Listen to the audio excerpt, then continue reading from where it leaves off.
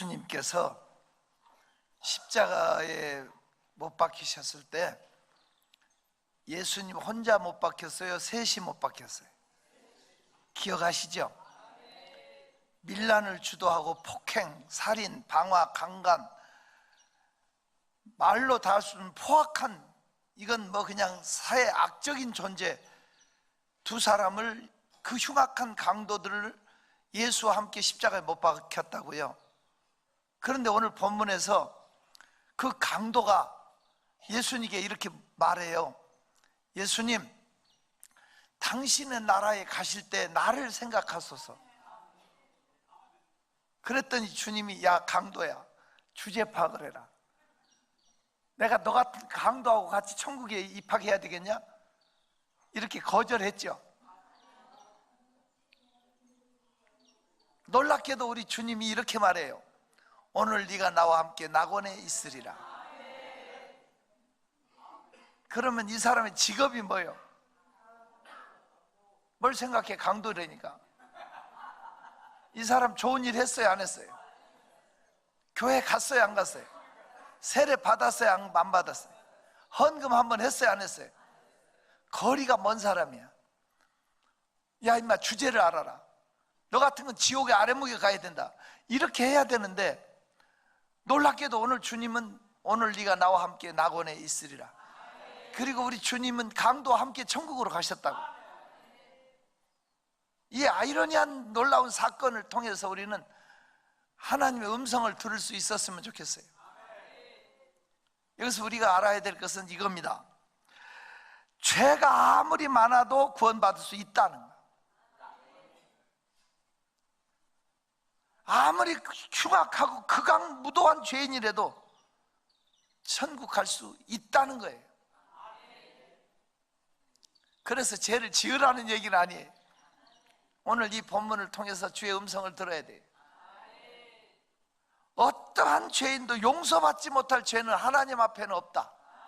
여러분, 복음의 능력을 아십니까? 그 아들 예수의 피가 모든 죄에서 우리를 깨끗게 하실 것입니다. 우리가 지은 모든 죄, 아니 죽을 때까지 지을 모든 죄에서 우리를 깨끗게 하실 것, 이것이 복음입니다. 그것을 위해서 주님은 죄 없으신 그분이 그 흉악한 강도들과 함께 피 흘리셨습니다. 인류의 모든 죄를 다 쏟아내시고 그 피 한 방울 남김없이 흘리시고 다 이루었다고 선포하셨습니다. 이것이 기독교의 유일한 복음입니다. 그 피에는 능력이 있습니다. 존경하는 성도 여러분, 씻지 못할 죄가 없습니다. 기억하시기를 축원합니다. 용서받지 못할 죄는 없습니다. 여러분, 두 번째, 기회가 없어서 구원받지 못한다는 사건은 없습니다. 다시 말하면 우리 인생에 이제는 늦었다고 할 수가 없습니다. 마지막 숨지는 순간에도 당신의 나라에 가실 때 나를 기억해달라. 그렇습니다. 지금 늦지 않았습니다. 숨지기 전에 주님을 찾으십시오. 기회가 늦어서, 기회가 없어서 구원받을 수 없다는 말을 하지 마십시오. 솔직히 말해서 가장 시급한 것이 구원받는 겁니다. 고린도후서 6장을 다 펴세요. 고린도후서 1장, 고린도후서 6장 1절, 2절을 같이 한번 읽겠습니다. 큰 소리로 시작. 우리가 하나님과 함께 일하는 자로서 너희를 원하노니 하나님의 은혜를 헛되이 받지 말라. 이르시되 내가 은혜 베풀 때에 너에게 듣고 구원의 날에 너를 도왔다 하셨으니 보라 지금은 은혜 받을 만한 때요 보라 지금은 구원의 날이로다. 보라 지금입니다. 지금이 하나님 찾을 때입니다. 저는요, 새파란 전도사 시절에 저희 목사님이 신유은사가 강하셔가지고, 제가 서대문에 성천교회라는 교회에 있었는데, 그 목사님은 설교하시다가 하얀 사발을 미리 준비해다 놓고, 그 하얀 사발을 강대상에 올려놓고 설교하시다가 피를 쏟아요. 그러면 시뻘건 피가 꼴꼴꼴 나와요. 건물 피가. 그러면 그 피를 닦으면서 설교를 했어요. 그분이 딱 닦고 설교하는데 또 다시 피가 넘어와요. 그러면 피가 안 멈춰요. 피를 받으면서 뒷문으로 나가셔요. 그러면 이제 제가 이어서 나가서 설교를 해요. 그분 설교를, 저밖에 없어요, 부교육자는. 제가 그때부터 생각을 해요. 그런데 그분이 어떻게 그렇게 목회를 잘했냐면, 교회가 세 군데를 세웠거든요. 근데 그분이 목회를 잘할 수 있었던 건 손만 얹으면 병자가 나아요. 정신병자 막 귀신 들린 사람 전국에서 오면 손 얹으면 그냥 나아버려요. 그분이 손 얹어서 나아가지고 목회자가 되신 분도 많아요. 지금 광주에서 목회하시는 분, 목포에서 목회하는 분, 제가 알고 있는 분도 있어요. 잘해요. 그분이 대단했어요. 정말 대단했어요. 서울 백병원이라고 하는 병원이 있었는데, 그 백병원에서 못 고치는 내놓은 환자들은 직원들이 교회로 이렇게 나르는 침대 같은 게 있어요. 그 나르는 도구, 거기다가 이렇게 들고 직원들이 앰뷸런스에 싣고 와서 교회에다 놓고 가는 거예요. 그럼 우리 목사님이 안수하면 낫는 거예요. 그러니까 교회가 되는 거야. 그래서 저는 그때부터요, 나한테 신유은사를 주옵소서 이렇게 한 번도 기도를 안 했어요. 앞으로도 안 해요. 신유은사가 센 사람들은 되게 자기 몸은 죽어가더라고. 여러분, 바울 사도가 지나가면 그림자만 밟혀도 사람이 나았어요. 손수건만 갖다, 바울이 어떤 손수건인지 알아? 바울은 눈병이 있어가지고 안질로 고생을 했어요. 그래서 그 눈곱 닦은 손수건 갖다 주면 병자가 살아났어요. 아니, 성경도 안 읽어보셨나? 바울이 그렇게 역사를 많이 일으키는 종이었지만 정작 본인은 몸이 고통스러워서 하나님 앞에 3번 작정 기도를 해요. 하나님, 나 좀 병에서 고쳐주시라고. 그때 주님이 허락지 않아요. 네가 약한 데서 온전해진다. 약할 때가 강할 때다. 이 사람이 약할 때 하나님만 의지하게 돼 있어요. 놀랐어요. 그 목사님 그렇게 몸이 약해서 가족도 다 떠나고 혼자 살았어요. 피토하고. 그렇게. 그런데 역사는 많이 일어났어요. 한 번은요, 백병원 차가 들어왔어요. 앰뷸런스가. 제가 있을 때 백병원 차가 들어왔는데, 남자 직원 2사람이 이렇게 들고 앞에다 갖다 딱 놓고 늘 하는, 그리고 말도 안 해요. 놓고 그냥 가더라고. 늘 하는, 그렇게 했던 것 같아요. 그때 내가 입구에 있는데 저 사람들이 왜 데리고 저렇게 왔지 그러고 있는데 놓고 가더라고. 그러니까 목사님이 김전사 이리 와, 날 부르더라고. 그래서 침대 덮어놓은 시트를 이렇게 걷었더니 깜짝 놀랐어요. 뼈만 있더라고. 뼈만. 사람이 눈은 푹 들어가. 해골이에요. 해골. 흉측한 뼈만 있는 사람이. 목사님이 기도하니까 눈을 뜨더라고. 한 2달 지나니까 살이 붙어요. 22살 먹은, 이름이 소숙자라고 하는 그런 자매였는데 너무 이뻐졌어요. 그렇게 예쁜 처녀로 바뀌더라고. 한 6개월 되니까요, 정말 뛰어다니고 날아다니는 거예요. 얼마나 건강해졌던지. 그 집안 식구가 큰 부자래요. 아버지가 재력가 사업하는 분인데, 큰 재력가인데, 그 가족 친지들이 다 나오는데 26명이 교회를 나왔어요. 그 집이 26명이 와도 교회가 힘이 되더라고. 그리고 교회 인테리어 전부 새로 하고 파이프 오르간까지 해놨어요. 이 사람들이 오면서 교회가 확 달라지더라고. 6개월 지났는데 우리 교회 여름 성경학교 교사 강습회를 하는데, 종로가 있는 연동교회라고 하는 데서 교사 강습회가 열렸는데, 그 교사 강습회 교사들 몇십 명 가는데, 그 자매, 소속자 자매도 자기는 보조교사로 따라갈 수 있냐고 물어보더라고요. 그래 보조교사로 교사 강습회를 갔다 왔어요. 완전 건강을 찾았는데 어느 날 아무도 안 나와, 교회를. 주일날 이 가족이 안 나오니까 허통한 그런 느낌이 썰렁해지잖아. 그 월요일날 목사님이 일찍 그 집으로 신방을 갔어요. 허탈한 표정으로 교회를 들어오시더라고. 그래서 내가 그 소자매네 왜 안 나온대요? 내가 물었더니 목사님이 첫 앉으면서 어처구니 없다는 식으로 그렇게 얘기하더라고. 갔더니 그 아버지가 그러더래. 죽은 사람 살려줘서 그 정도 해줬으면 됐지 뭘 더 바라고 왔냐고. 죽은 사람 살려줬으니까 그 정도 해줬으면 됐지 뭘 더 바라고 왔냐고. 그런 어처구니 없는 거예요.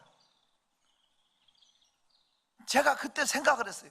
죽은 사람 살려줬다고 예수 믿는 게 아니다.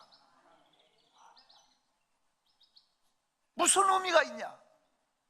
죽은 나사로가 살았어요. 지금 나사로가 어디 살고 있냐고. 지금 뭘 생각해요? 또 죽었지. 한 번 죽는 것은 사람에게 정하신 거예요. 반드시 죽어. 사무엘하서 14장 14절에 우리는 필경 죽으리니 땅에 쏟아진 물을 다시 모으지 못함 같을 것이니이다. 엎어진 물이야. 앞으로 잘 살지 흥할지 새할지 뭐 할지 모르지만 확실한 것은 죽는다는 거예요.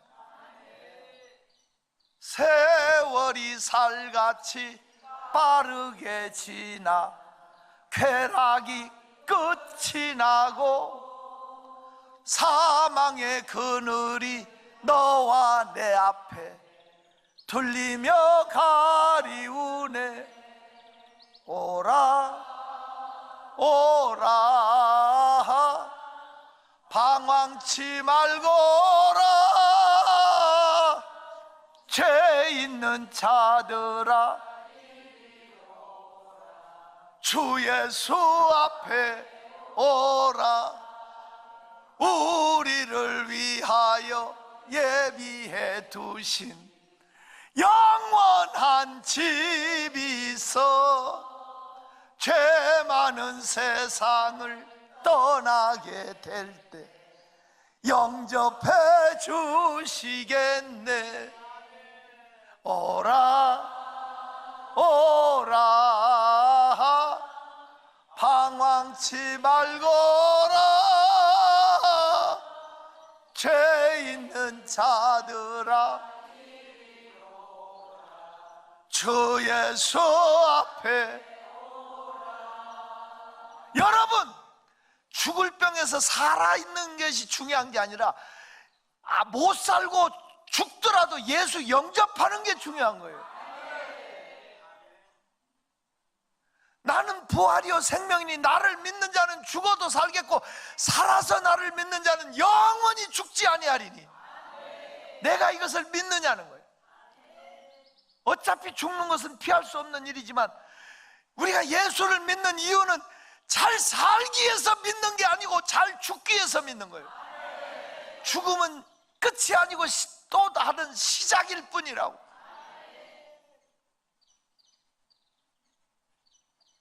꼭 기억하세요.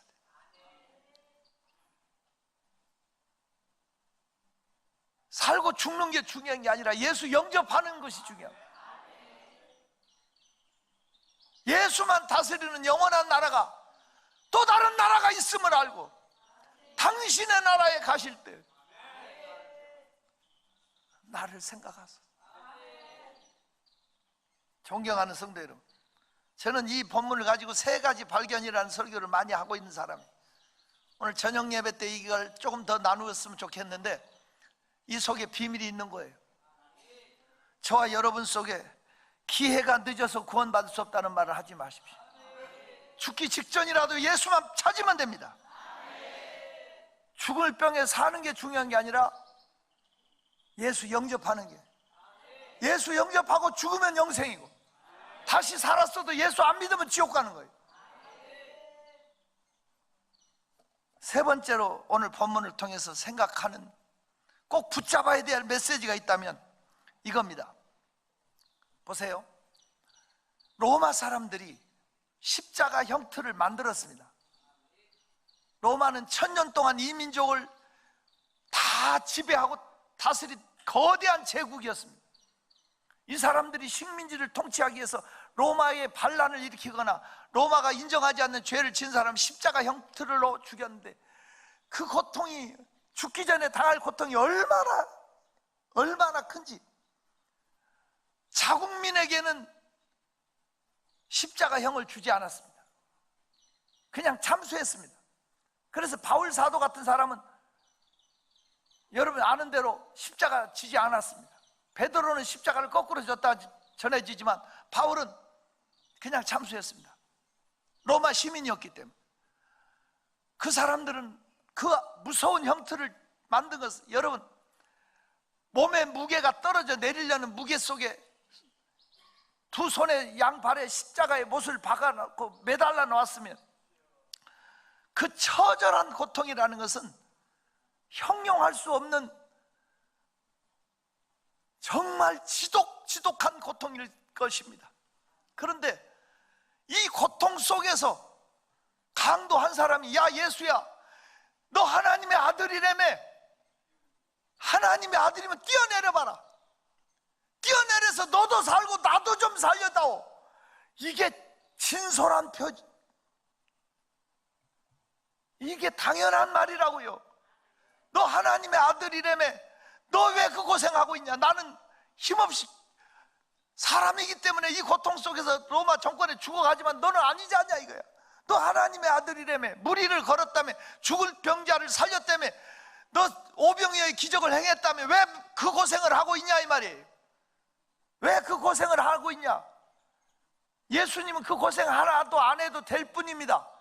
그래도 그 고통을 당한 이유는 우리를 지옥에 당할 형벌을 대신 짊어지고 다 이루었다고 선포하는 이 비밀이 들어있는데, 그 고통 속에 있는 걸 누가 알겠어요? 그런데 이 구원받은 강도는 똑같은 그 고통을 감내하면서도, 예수여 당신의 나라에 가실 때 나를 생각하소서. 이것은 십자가의 고통보다 더 우선한 건 하늘나라 구원받는 거라는. 여러분에게 지금 말하고자 하는 건, 세상의 고통이 아무리 커도 구원은 받아야 됩니다. 여러분 살기 힘드십니까? 고통스럽습니까? 고독합니까? 외롭습니까? 가난 속에서 허우적됩니까? 문제 앞에 고민하십니까? 이 시대를 살아가는 여러분 위대한 분들입니다. 사실 우리 어렸을 때는 한 사람 가장이 벌어서 8식구 먹어 살렸던 시절이 있어요. 지금은 맞벌이하고 다 벌어도 먹고 살기 힘든, 잘 사는 건지 아닌지 모르겠어요. 이러한 속에서 살아가는 여러분 얼마나 힘드십니까? 그러나 아무리 힘들어도 믿음은 지켜야 됩니다. 아무리 힘들어도, 아무리 고통스러워도, 아무리 괴롭고 복잡해도 구원은 붙잡아야 됩니다. 이것이 우선순위입니다. 그 처절한 고통 속에서도 이 사람은 당신의 나라에 가실 때 나를 생각하소서. 이 고통보다 더 우선한 게 영혼 구원입니다. 실제로 영국이란 나라가, 지금은 사형제도가 폐해졌습니다마는, 영국에 사형제도가 있을 당시에 단두대에 목을 치기 전에, 목숨이 끊어지기 직전에 마지막으로 하는 일이 목사를 보내서, 감옥에 있는 형목을 보내서 마지막으로 성경 한 장 읽어주고 기도해주는 이런 예식이 있습니다. 기독교 국가니까. 형목이 가서 늘 하던 대로 이제 목이 잘리기 직전에 그 사형수에게 요한복음 14장을 읽어주든지 시편 23편 말씀을 읽어주든지 주로 그렇게 그냥 합니다. 그들의 예식에 따라서.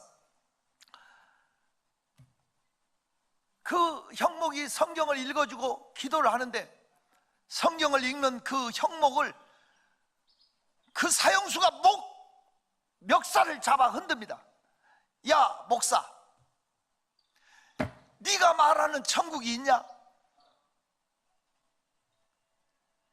네가 말하는 지옥이 있냐?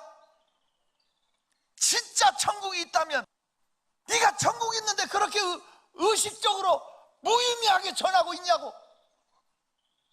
흔들어 대는 이게 싫어합니다만 그 글을 읽으면서 제가 많은 생각을 했어요. 너 목사가 진짜 천국이 있다면 너 그렇게 설교할 수 있냐? 왜 감대상에서 쓸데없는 소리를 해야 되냐? 왜 정치 얘기를 해야 되냐? 왜 시사를 해? 그건 아니잖아. 생명을 전해야지. 그게 맞냐? 저는 하루도 안 빼놓고 설교를 합니다. 주초에는 부흥회를 가고 기도 행전을 주말에 돌아서 목이 따갑고 아픕니다. 하지만 저는 예수 생명을 전하고 싶습니다. 여러분, 11조 하는 게 그렇게 어렵습니까? 주일 성수하는 게 그렇게 힘드십니까? 만약 천국 가는 길이 이 길이 맞다면 너 10의 9조를 해라. 나머지 하나 갖고 너 살아라. 그래도 해야 됩니다. 이게 천국 가는 길이 맞다면. 한번 생각해 보세요. 일주일에 하루를 구별해서 하나님께 드리는 게 그렇게 어렵습니까? 예배 나오는 게 그렇게 어렵습니까? 믿음으로 살아가는 게 그렇게 힘듭니까? 이것이 천국 가는 유일한 길이라면 해야 됩니다. 아무리 쓰라린 고통, 처절한 환경 속에서라도 믿음은 1순위가 돼야 됩니다. 당신의 나라에 가실 때 나를 생각하소서. 진짜 여러분은 말씀대로 살면 하나님이 책임져 주십니다. 물질도 열어주십니다. 진짜 하나님을 제대로 믿어봅시다. 어떠한 환경의 억압 속에서도, 위기 속에서도, 고통 속에서도 우선해야 될 게 하나님 나라입니다.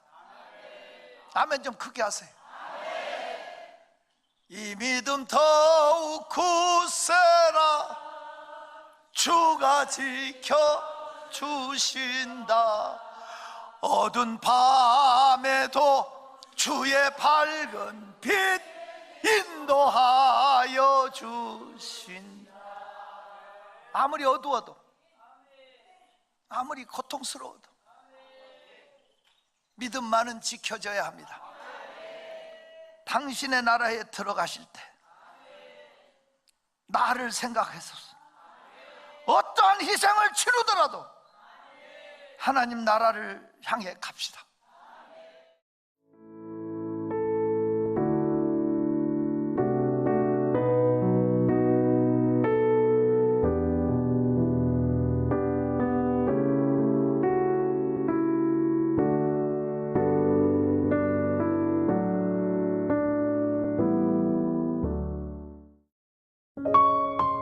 GOD Good TV